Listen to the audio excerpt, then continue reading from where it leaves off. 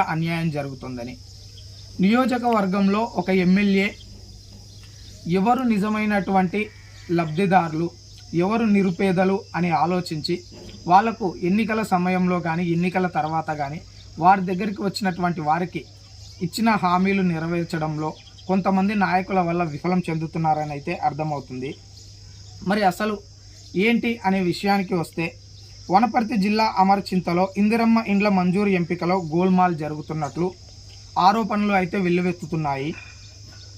రాష్ట్ర ప్రభుత్వం ఎంతో ప్రతిష్టాత్మకంగా చేపట్టినటువంటి ఇందిరమ్మ ఇండ్ల లబ్ధిదారుల ఎంపికలో అధికార పార్టీ నేతలు తలదూర్చడంతో ఇదంతా కూడా తారుమారైనట్లయితే తెలుస్తూ ఉంది.